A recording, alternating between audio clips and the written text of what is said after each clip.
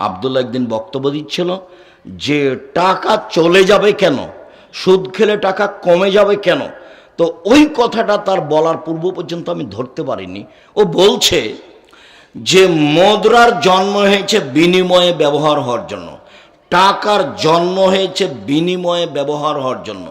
আল্লাহ টাকাকে সৃষ্টি করেছেন বিনিময়ে ব্যবহার করার জন্য। আমি একটা টিস্যু বক্স নিলাম, বিনিময়ে টাকা দিলাম।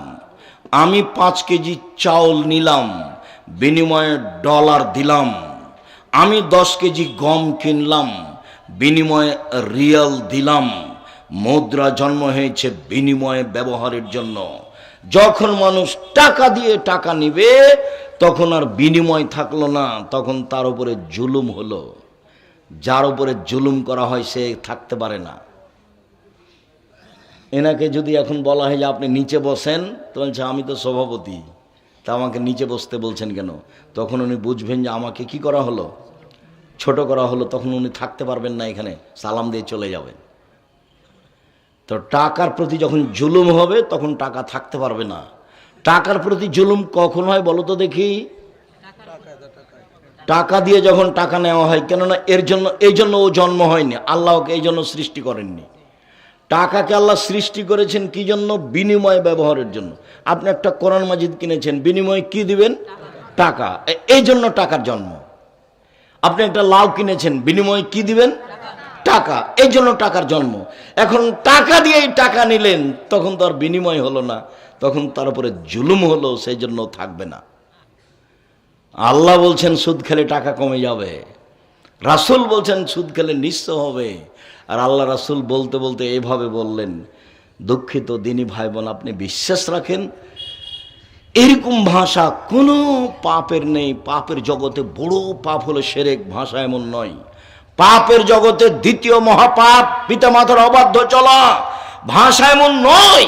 পাপের জগতে তৃতীয় মহাপাপ মিথ্যা সাক্ষী দেওয়া, ভাষা এমন নয়। পাপের জগতে চতুর্থ মহাপাপ মানুষকে হত্যা করা, ভাষা এমন নয়। পাপের জগতে পঞ্চম মহাপাপ খাদ্যের ভয়ে সন্তান হত্যা করা, একটা দুটা সন্তান নেওয়া, খাদ্যের ভয়টা মহাপাপ, ভাষা এরকম নয়। পাপের জগতে প্রতিবেশী মহিলার সাথে জেনা করা মহাপাপ, কিন্তু ভাষা এমন নয়। পাপের জগতে মহাপাপ যুদ্ধের মাঠ থেকে পালিয়ে যাওয়া, ভাষা এমন নয়। পাপের জগতে সতীসাধ্যী নারীর প্রতি অপবাদ লাগানো, ভাষা এমন নয়। অবাক ভাষা। সুদের জন্য, সুদ খেলে সমাজ কলুষিত হয়, সুদ খেলে সমাজ নিঃস্ব হয়, সুদ খেলে সমাজ ভিক্ষুক হয়, যেটা আল্লাহ চায় না, যেটা নবী চায় না, যার জন্য ভাষা এরকম হয়ে গেছে। শুনুন, মহান আল্লাহ বলেন, ইয়া আইয়ুহাল্লাযীনা আমানুত্তাকুল্লাহ যারু মা বাকা মিনার রিবা। পৃথিবীর মানুষ, সুদের যত লেনদেন আছে সব বন্ধ করো, এটা আল্লাহ বললেন। এবার মুহাম্মদ সাল্লাল্লাহু আলাইহি সাল্লাম বিদায় হজের ভাষণে লম্বা ভাষণ দিলেন। বিদায় হজের লম্বা ভাষণে বললেন, পৃথিবীর মানুষ শুনে রেখো, জাহিলিয়াতের যুগে যত নিয়ম কানুন ছিল, বন্যতার যুগে যত নিয়ম কানুন ছিল, জাহিলিয়াতের যুগে যত নিয়ম কানুন ছিল, বন্যতার যুগে যত নিয়ম কানুন ছিল, সব আমি 2 পায়ের নিচে রেখে দিলাম। পৃথিবীর মানুষ শুনো, সুদের লেনদেন আমি আমার পায়ের নিচে রেখে দিলাম। চিরদিনের জন্য সুদ পায়ের নিচে পদদলিত। সুদ আর কোনোদিন কিয়ামত পর্যন্ত চলবে না। তিনি বললেন, পৃথিবীর মানুষ শোনো, সুদের লেনদেন আমি আগে বন্ধ করলাম। আমার চাচার যত সুদের লেনদেন ছিল সব মওকুফ, বন্ধ ঘোষণা দিলাম। তো নিজের তো টাকা নাই, তো কার টাকা আছে? চাচার। চাচাও বাপ। এখন নিজের তো গরিব মানুষ, 10-এর পয়সায় দিন কাটে। বাপ তো কখন চলে গেছে, মা তো কখন চলে গেছে, নিজের তার কোনো টাকা পয়সা নেই। আর নিজে তো ওরকম কোনো সুদ সমাজের সাথে জড়িত ছিলেন না। এখন শেষ ভাষণে তার বলতে পারছেন না, পৃথিবীর মানুষ শুনে রেখো, আমার কয়েক লক্ষ টাকা সুদের লেনদেন ছিল, সেটা আমি পায়ের নিচে রেখে দিলাম। এই কথা বললেন না, বললেন যে আমার চাচার যেটা সুদ ছিল সেটা আমি কোথায় রেখে দিলাম? পায়ের নিচে রেখে দিলাম। বুখারী মুসলিম। ভাইজান, আপনাকে আমি কি দিয়ে বুঝাই? সুদ নিয়ে ব্যবসা বাণিজ্য করতে হবে না।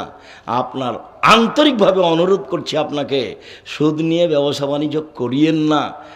আমি আপনাকে চকলেটের ব্যবসা করতে বলিনি, আমি কম পয়সার ব্যবসা করতে বলেছি। সুদ নেওয়া লাগবে না, ঋণ নেওয়া লাগবে না, কম পয়সার ব্যবসা করেন।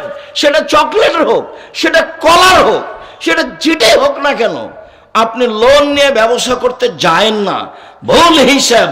আপনারা তো দিন রাত পেপার পত্রিকায় দেখলেন যে ব্যাংকের টাকা সব ব্যবসায়ীদের, লক্ষ লক্ষ কোটি কোটি টাকা তাদের, সব ব্যাংক তাদের, জনগণের টাকা তাদের। মরলেই বুঝবে, খালি জাহান্নাম মরতে বাকি আছে, মরলেই জাহান্নাম। তখন আর দাপট দিয়ে বিচারের মাঠে টিকবে না, উমারের দাপট টিকবে না। প্রত্যেকটা মানুষের বিচার হবে, যার নাম কিয়ামত। প্রত্যেকটা মানুষের বিচার হবে। মানুষের তো বিচার হবে হবেই, পশু প্রাণীরও বিচার হবে। মানুষের তো বিচার হবে হবেই, পশু প্রাণীরও বিচার হবে। তার নাম কিয়ামত। কবর যত কঠিন, কিয়ামত তার চেয়ে অনেক অনেক বেশি কঠিন। কিয়ামত যত কঠিন, জাহান্নাম তার চেয়ে অনেক অনেক অনেক বেশি কঠিন। কি দিয়ে বুঝায় আপনাকে আমি কিয়ামত কত কঠিন? কি দিয়ে বুঝায় আপনাকে আমি জাহান্নাম কত কঠিন? কি দিয়ে বুঝায় আপনাকে আমি কবর কত কঠিন? সম্মানিত দিনী ভাই বোন, জাবের রাদিয়াল্লাহু তাআলা আনহু বলেন, লানা রাসূলুল্লাহ সাল্লাল্লাহু আলাইহি ওয়াসাল্লাম আকেলের এবং মুকেলাহু, যে সুদ খায় তার উপরে অভিশাপ, যে সুদ দেয় তার উপরে অভিশাপ, যে সুদের অঙ্ক কষে তার উপরে অভিশাপ, যে সুদের সাক্ষী থাকে তার উপরে অভিশাপ।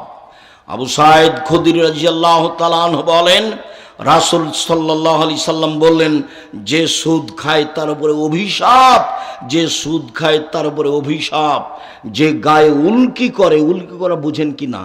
ওই যে মেয়েরা গায়ে দাগ দিয়ে নেয়, ট্যাটু। যারা উল্কি করে তাদের উপর অভিশাপ। যারা পরচুলা ব্যবহার করে মহিলারা, তাদের উপরে অভিশাপ।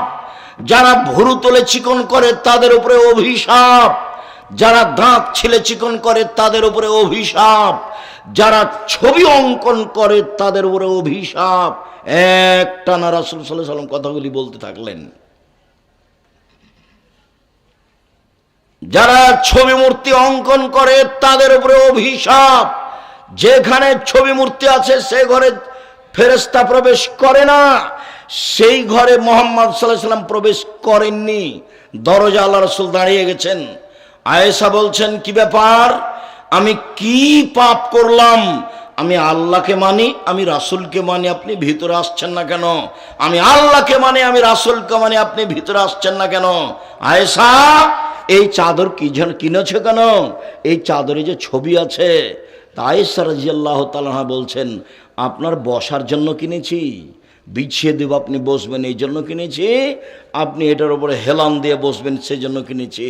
আয়েশা শোনো, যেই ঘরে ছবি মূর্তি থাকে সেই ঘরে ফেরেশতা প্রবেশ করে না। যারা ছবি মূর্তি অঙ্কন করে তাদেরকে পিটিয়ে আত্মা দিতে বাধ্য করা হবে। আয়েশা সাবধান। তাই আমি ঢুকলাম না, বাইরে দাঁড়িয়ে আছি, এটা তুমি সরাও, এটা তুমি সরাও। তারপরে তিনি প্রবেশ করলেন।